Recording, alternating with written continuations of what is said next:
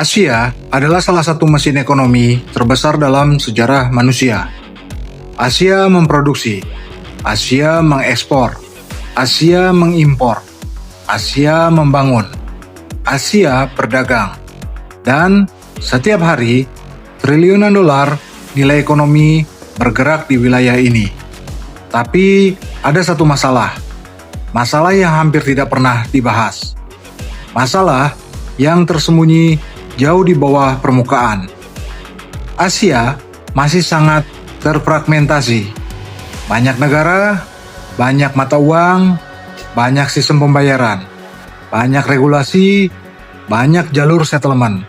Dan akibatnya, uang masih bergerak lebih lambat daripada informasi.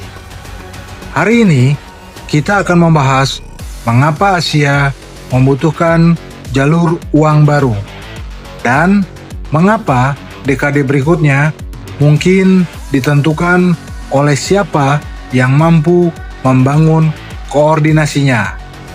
Bayangkan Eropa, mereka memiliki banyak negara, tapi mereka memiliki integrasi yang relatif tinggi. Sekarang, lihat Asia. Asia jauh lebih besar, jauh lebih beragam, jauh lebih kompleks, dan jauh lebih terfragmentasi. Setiap negara memiliki regulasi yang berbeda, sistem pembayaran berbeda, mata uang berbeda, infrastruktur juga berbeda. Dan akibatnya, perpindahan uang menjadi jauh lebih rumit dibanding perpindahan barang atau informasi.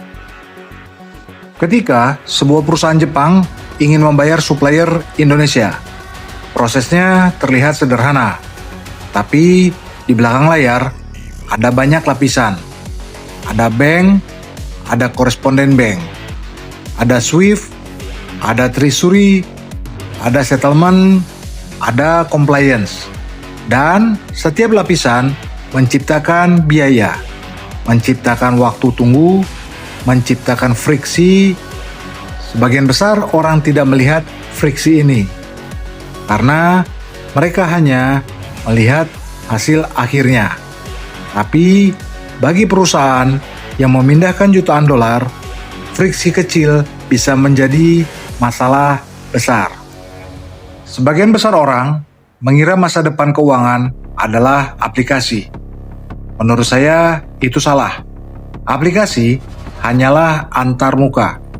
Masalah sebenarnya berada jauh di bawah.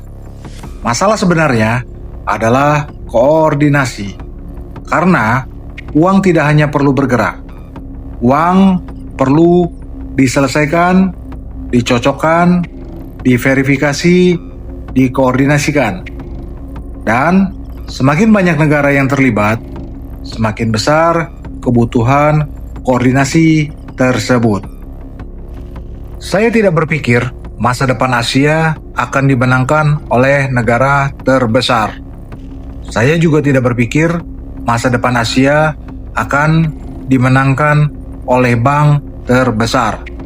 Menurut saya, pemenangnya adalah pihak yang mampu mengordinasikan fragmentasi, karena fragmentasi adalah masalah terbesar Asia, dan koordinasi adalah peluang terbesar Asia.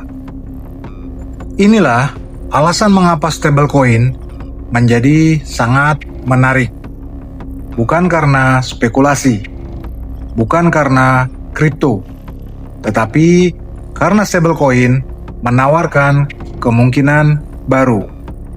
Kemungkinan untuk membangun rel yang lebih sederhana, lebih cepat, lebih interoperable, dan untuk pertama kalinya, Asia memiliki kesempatan membangun infrastruktur yang tidak sepenuhnya bergantung pada sistem lama.